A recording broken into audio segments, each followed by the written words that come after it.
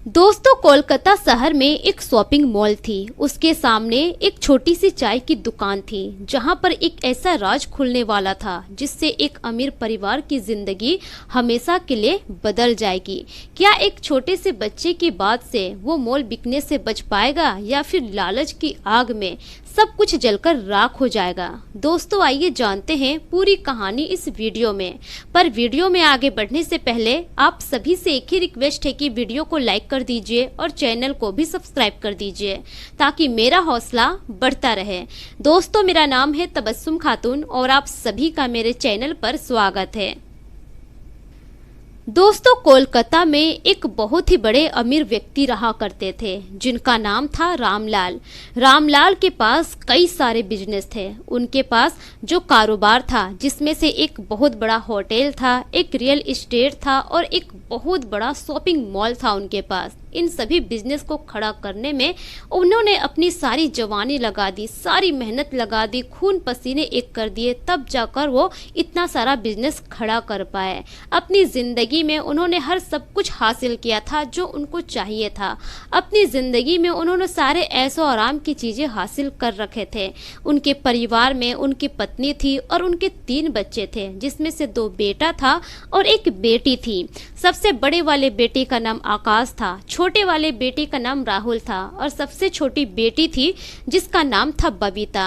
रामलाल जी हमेशा से अपने बच्चों को बस यही सीख देते आ रहे थे कि जिंदगी में कभी अलग मत होना, अपने भाई बहन से कभी झगड़ा मत करना, एक साथ रहोगे तभी जिंदगी में कामयाब हो पाओगे, तभी जिंदगी में तरक्की हो पाएगी।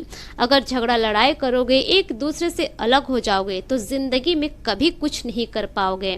यही सारी सीख हमेशा वो अपने बच्चों को देते आ रहे थे। धीरे धीरे ऐसे ही समय गुजरता है, बच्चे धीरे धीरे बड़े होने लगते हैं।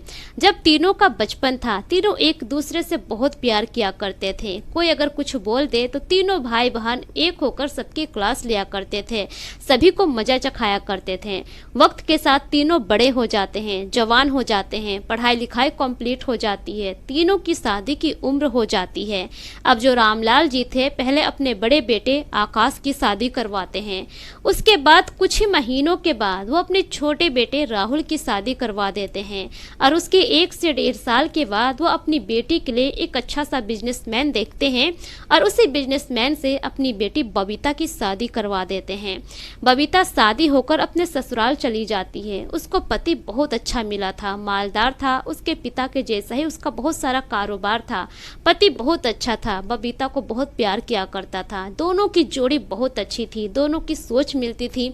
बबीता अपने पति को पाकर बहुत खुश थी, ससुराल वाले भी बहुत अच्छे थे। इस वजह से बबीता अपने ससुराल में ही ज्यादातर रहा करती थी। शादी के बाद वो मायके बहुत कम ही आती थी। अब इस तरह से रामलाल की जो भी जिम्मेदारी थी सब खत्म हो जाती है। बेटे अपना कारोबार संभाल लेते हैं। उनकी जो बेटी थी ससुराल में हंसी खुशी जिंदगी गुजार रही थी। अब उनको किसी चीज की कोई दिक्कत नहीं थी। हालांकि रामलाल जी के पास बहुत सारे कारोबार थे, लेकिन उनका जो कारोबार था जिसमें कि बहुत बड़ा शॉपिंग मॉल था, उस शॉपिंग मॉल से उनको बहुत ज़्यादा लगाव था, क्योंकि उस शॉपिंग मॉल को खड़ा करने में उनको बहुत सारे दिक्कतों का सामना करना पड़ा, बहुत संघर्ष करना पड़ा, तब जाकर वो शॉपिंग मॉल खड़ा हुआ था। लेकिन उसको चलने में ज़्यादा वक्त नहीं लगा। साल भर होते होते उनका शॉपिंग मॉल अच्छा खासा चलने लगा। सबसे ज़्यादा आमदनी उसी शॉपिंग मॉल से आती थी। लाखों लाखों रुपए वो हर महीने में प्रॉफिट कमाया करते थे, जिसकी वजह से ही उनको अपने शॉपिंग मॉल से बहुत ज़्यादा लगाव था। अपने शॉपिंग मॉल को वो हद से ज़्यादा प्यार किया करते थे। हमेशा वो यही सोचा करते थे कि पता नहीं मेरे जाने के बाद मेरे बच्चे इस शॉपिंग मॉल को संभाल पाएंगे कि नहीं, मेरे जो भी बिजनेस है उसको संभाल पाएंगे कि नहीं। धीरे धीरे अब ऐसे ही वक्त गुजरता है। अब कुछ ही दिनों के गुजरने के बाद अब जो रामलाल जी के दोनों बेटे थे, अब उन दोनों में खटपट शुरू हो जाती है। आए दिन किसी न किसी काम को लेकर उन दोनों में झगड़ा लड़ाई हो जाता। अब यह सब देखने के बाद रामलाल जी परेशान हो जाते थे। अपने दोनों बेटे को अपने पास बुलाए और समझाए कि देखो बेटा, इस तरह से आपस में ही झगड़ा लड़ाई मत करो, इतना बड़ा कारोबार है, तुम दोनों मिलकर संभालो। नहीं संभलता है तो मुझे कह दो, मैं स्टाफ रखूंगा और मैं ही मैनेज करूंगा। तुम दोनों इस तरह से झगड़ा लड़ाई मत करो, ये सब मैं नहीं देखना चाहता हूँ।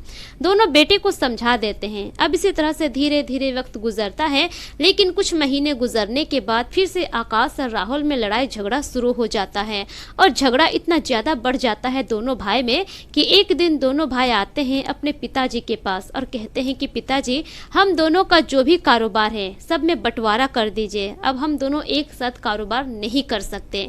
इस बात को सुनने के बाद रामलाल जी बहुत परेशान हो जाते हैं, चुपचाप अपने कमरे में चले जाते हैं और फूट फूट कर रोने लगते हैं और अपने पुराने दिनों को याद करने लगते हैं और सोचते हैं कि यही परवरिश मैंने दी है अपने बच्चों को।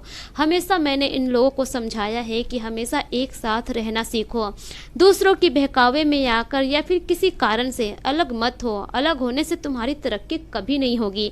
आज वही बच्चे मेरे पास आए हैं बंटवारे के लिए, लेकिन रामलाल जी क्या कर सकते थे, उनकी उम्र भी काफ़ी हो गई थी।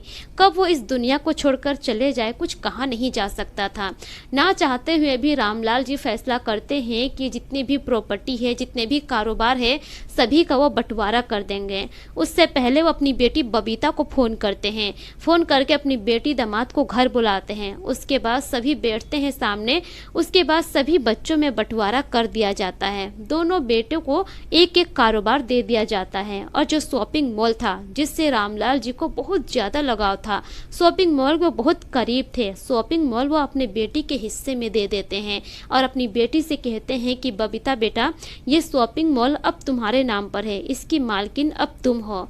बबीता जब यह बात सुनती है तो कुछ देर के लिए वो मौन हो जाती है और कहती है कि पापा, ये सब चीज़ मुझे नहीं चाहिए, मेरे पास मेरे पति का बहुत कुछ है, मुझे कुछ भी नहीं चाहिए। अब ये शॉपिंग मॉल भैया को दे दीजिए, आकाश भैया को दे दीजिए। अब जो आकाश था वो तो दरअसल चाहता नहीं था कि वो मॉल उसकी बहन को मिले, क्योंकि वो चाहता था कि वो मॉल उसके हिस्से में आ जाए, लेकिन वो ऊपर मन से दिखाने के लिए अपनी बहन से कहता है कि नहीं बबीता, तुम्हें भी आगे जरूरत पड़ेगी, क्योंकि जिंदगी कब कहाँ खराब हो जाए कुछ कहा नहीं जा सकता है। आज तुम्हारे पति का कारोबार अच्छा चल रहा है, कल को कुछ भी हो सकता है, जिंदगी में डाउन भी आ सकता है, तब क्या करोगी। तब जाकर बबीता थोड़ा देर सोचती है। उसके पापा भी कहते हैं कि बेटा, यह मॉल तुम्हें आत्मनिर्भर बनाएगा, इस मॉल को रख लो। पापा के कहने पर बबीता उस मॉल को रख लेती है और कहती है कि ठीक है पापा, इस मॉल की जिम्मेदारी आज से मेरी है। उसके बाद 2-3 दिन बबीता रहती है अपने मायके में। उसके बाद वो चली जाती है दूसरे शहर, क्योंकि बबीता की शादी दूसरे शहर में हुई थी। लेकिन उसके बाद जो बबीता का बड़ा भाई था आकाश, उसके मन में बस यही चल रहा था कि यह मॉल कैसे मेरे हाथों में आ जाए, इसकी सारी जिम्मेदारी मैं कैसे अपने हाथों में रख लूं। अब एक ही हफ्ते के बाद बबीता फोन करती है आकाश को और कहती है कि आकाश भैया, मैं तो यहाँ दूसरे शहर में हूँ, ज़्यादातर मैं वहाँ जा नहीं पाऊंगी, इसलिए जो भी मॉल का मैनेजमेंट है, मॉल की सारी जिम्मेदारी मैं आप पर छोड़ती हूँ। आप मॉल की जिम्मेदारी को ले लीजिए और जो भी प्रॉफिट होगा या तो आप मुझे दे दीजिएगा या फिर पापा के अकाउंट में आप ट्रांसफ़र कर दीजिएगा। अब इस बात को सुनने के बाद आकाश बहुत खुश होता है। वो तो ये चाहता ही था कि कैसे मॉल का सारा मैनेजमेंट उसके ऊपर आ जाए। अब उसके बाद से आकाश सारा मॉल का मैनेजमेंट संभाल लेता है। धीरे धीरे ऐसा ही वक्त गुजरता है, लेकिन आकाश के दिमाग में बस एक ही बात चल रहा था कि इस मॉल को उसको अपने नाम पर करना है, मॉल का मालिक उसे खुद बनना है। इसी के लिए वो एक साजिश रचता है और साजिश के तहत अब जैसे जैसे वक्त गुजरता है वो मॉल के इनकम में घाटा दिखाना शुरू कर देता है। धीरे धीरे करके ऐसा ही सालों गुजर जाते हैं। साल गुजरने के बाद अब इसी बीच रामलाल जी की मौत हो जाती है। रामलाल जी के मौत से पूरे परिवार को सदमा पहुंचता है। सबसे ज्यादा दुखी बबीता होती है, क्योंकि बबीता अपने पापा से बहुत प्यार किया करती थी।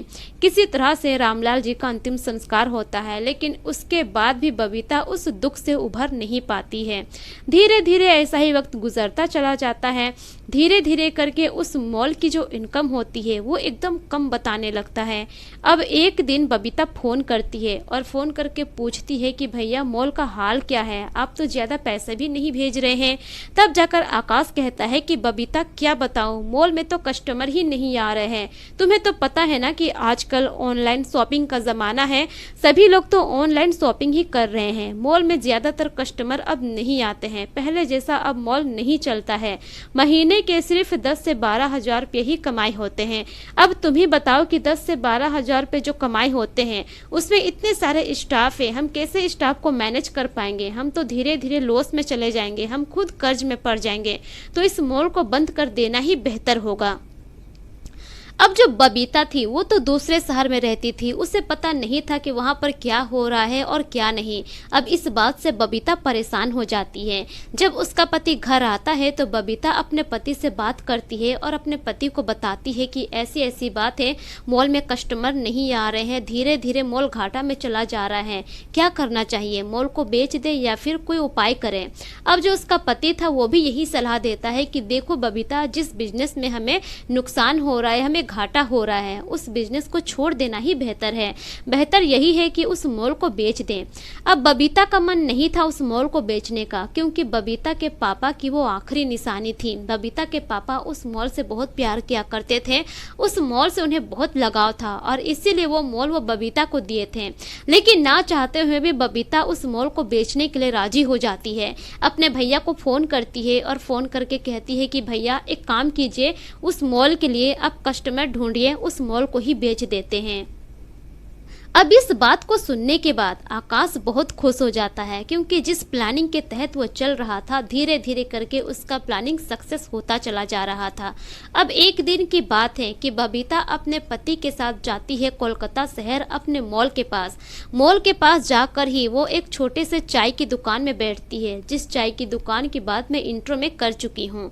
वहीं पर जाकर बैठती है और उस मॉल को बार बार देखती है और फूट फूट कर वहीं पर रोने लगती है और अपने पति से कहती है कि मेरे पापा की ये सबसे अजीज मॉल थी, मेरे पापा कभी नहीं चाहते थे इस मॉल को बेचना, आज पापा नहीं है तो देखिए क्या हाल हो गया है मॉल का, मॉल में कस्टमर नहीं है, धीरे धीरे घाटा में चला गया मॉल।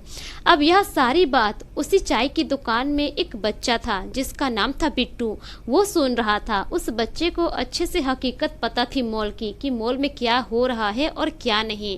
अब जो वहाँ पर बबीता का पति था वो बबीता को चुप कराता है, लेकिन तभी वहाँ पर वो बच्चा चाय लेकर आ जाता है और कहता है कि आंटी एक बात कहूँ, मेरी मानो तो आप इस मॉल को मत बेचिए, आपका मॉल काफ़ी अच्छा खासा बिजनेस कर रहा है, क्योंकि मुझे पता है इस मॉल के बारे में। मैं रोज़ाना मॉल के अंदर स्टाफों के लिए चाय लेकर जाता हूँ, मैं रोज़ाना देखता हूँ यहाँ पर लोगों की भीड़ लगी रहती है, बड़ी बड़ी गाड़ियों में लोग आते हैं और भर भर के सामान लेकर चले जाते हैं।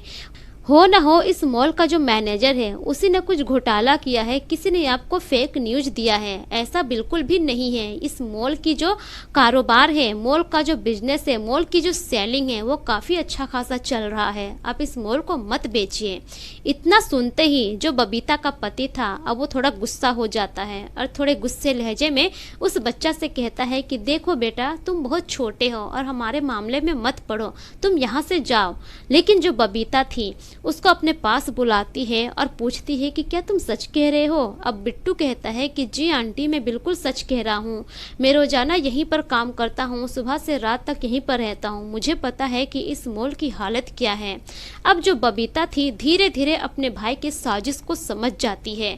उसी वक्त वहाँ पर एक खरीदार आने वाला था जो कि मॉल को खरीदता और उसे आकाश ही लेकर आता। लेकिन उसी वक्त बबीता अपने भैया को फ़ोन करती है और फ़ोन करके कहती है कि भैया अभी रहने दीजिए, इस मॉल को मुझे नहीं बेचना है, कुछ दिनों तक लॉस होगा लेकिन उसके बाद धीरे धीरे प्रॉफिट में आ जाएगा, मैं खुद कुछ पैसे इसमें इन्वेस्ट करूंगी। अब इतना जब आकाश सुनता है तो वो आग बबूला हो जाता है। उसके बाद बबीता अपने पति के साथ मॉल के ही बगल में एक होटल में कमरा लेती है और 2-3 दिनों के लिए वहीं पर रुक जाती है और उस मॉल का सारा रहस्य को जानने की कोशिश करती है। 2-3 दिन में ही बबीता को पता चल जाता है कि यह मॉल घाटे में नहीं है, बल्कि मेरे भैया की साजिश से मेरे भैया ही इस मॉल को हड़पना चाहते हैं और आकाश की यही साजिश थी कि कम दाम में किसी से मॉल को बिचवा दे और बाद में उस मॉल को वो खुद ही खरीद ले। उसके बाद बबीता और उसके पति मिलकर फैसला करते हैं। पहले से जो मॉल में मैनेजर था उसको हटा दिया जाता है और बबीता के पति एक भरोसेमंद आदमी को उस मॉल के नए मैनेजर के तौर पर नियुक्त करते हैं और कुछ पैसे इन्वेस्ट करते हैं। फिर से मॉल की रनिंग होने लगती है। धीरे धीरे करके 6 महीने में ही मॉल की रनिंग अच्छी खासी हो जाती है। फिर से मॉल प्रॉफिट में आ जाता है और हर साल वो लोग अच्छा खासा इनकम भी करने लगते हैं। लेकिन इधर जो बिट्टू था जिसने उस मॉल को बिकने से बचाया था, उसके बाद बबीता जाती है उसी चाय की दुकान में बिट्टू का शुक्रिया अदा करने के लिए। लेकिन बिट्टू वहां पर नहीं मिलता है। जो चाय की दुकान का मालिक था वो कहता है कि बिट्टू तो अपने घर पर है, उसकी माँ की तबीयत बहुत खराब है। अब बबीता अपने पति के साथ बिट्टू के घर पर जाती है तो वहां पर पता चलता है कि बिट्टू अपनी माँ को लेकर सरकारी हॉस्पिटल में गया है। बबीता अपने पति के साथ सरकारी हॉस्पिटल में जाती है, बिट्टू से मिलती है, उसके माँ से मिलती है। बिट्टू से कहती है कि बिट्टू बेटा तुम्हारी माँ को क्या हुआ है। अब बिट्टू बताता है कि दवाई की कमी की वजह से माँ की तबीयत खराब होती ही चली जा रही है। अब जो बबीता थी बिट्टू की माँ को वहां से लेकर चली जाती है शहर के एक अच्छे प्राइवेट हॉस्पिटल में। वहां पर बिट्टू की माँ का वो अच्छे से इलाज करवाती है और बिट्टू की माँ से कहती है कि देखिए जब तक आपका बेटा बड़ा नहीं हो जाता है तब तक आपके घर की और आपके बेटे की जिम्मेदारी हमारी है। जब तक आपका बेटा पढ़ लिख नहीं लेता है तब तक उसकी जिम्मेदारी मैं उठाने को तैयार हूँ। उसके बाद बबीता अपने पति के साथ जाती है राशन की दुकान में और 1 महीने का राशन बिट्टू के घर में भरकर आ जाती है। उसके बाद बिट्टू को कहती है कि बिट्टू अब से तुम्हें पढ़ाई करना है, काम काज करने की जरूरत नहीं है। और उसी दिन से बिट्टू का पढ़ाई शुरू हो जाता है। शहर के अच्छे स्कूल में बिट्टू की एडमिशन करवा देती है और सारा खर्चा वही उठाने लगती है। धीरे धीरे समय गुजरता है, बिट्टू बड़ा हो जाता है, स्कूल की पढ़ाई कंप्लीट हो जाती है। एक अच्छे से यूनिवर्सिटी में बबीता उसका एडमिशन कराती है और आज बिट्टू एक अच्छे यूनिवर्सिटी में पढ़ रहा है। उसके घर की हालत भी सही हो गई है। तो एक छोटे से बच्चे के कारण एक बड़ा सा मॉल बिकने से बच गया और बबीता की पूरी जिंदगी संवर गई। बबीता कभी नहीं चाहती थी कि उसके पापा के हाथों का बनाया हुआ मॉल इस तरह से बिक जाए, सब कुछ नीलाम हो जाए और एक बच्चे की वजह से सब कुछ बच जाता है। तो दोस्तों ये रही पूरी कहानी आप लोगों के सामने। यह कहानी आप लोगों को कैसी लगी अपनी राय कमेंट सेक्शन में जरूर दीजिए और जरा भी अच्छी लगी तो अपने दोस्तों और रिश्तेदारों के साथ जरूर शेयर कीजिए। यह एक सच्ची घटना से प्रेरित काल्पनिक कहानी है। इस कहानी में सभी पात्र के नाम बदल दिए गए हैं। मेरा मकसद किसी के भी भावनाओं को ठेस पहुंचाना नहीं है, बल्कि मेरा मकसद सिर्फ समाज को सतर्क करना है, जागरूक करना है, ताकि आप अपना और अपने फैमिली का ख्याल रख सकें। मेरे पिछले वीडियोस में जितने भी लोग कमेंट किए हैं उनके नाम कुछ इस प्रकार से हैं। यूएस तिवारी, हर्ष तिवारी यूपी से, असलम साद गोपालगंज बिहार से, कुलदीप कुमार मोनू कुशवाहा उत्तर प्रदेश से, मनोज यादव, गुड़िया कुमारी, अबू सैफ अंसारी आयूब अंसारी उत्तर प्रदेश से, मुकेश कुमार रजक कोटला नई दिल्ली से। दोस्तों अगर आप लोग भी अपना नाम मेरी वीडियोस में सुनना चाहते हैं तो अपना नाम और अपने राज्य का नाम कमेंट सेक्शन में जरूर लिखें ताकि मैं अपने अगली वीडियो में आप सभी का नाम ले सकूं। मिलेंगे फिर एक नई कहानी के साथ, तब तक के लिए शुक्रिया। जय हिंद।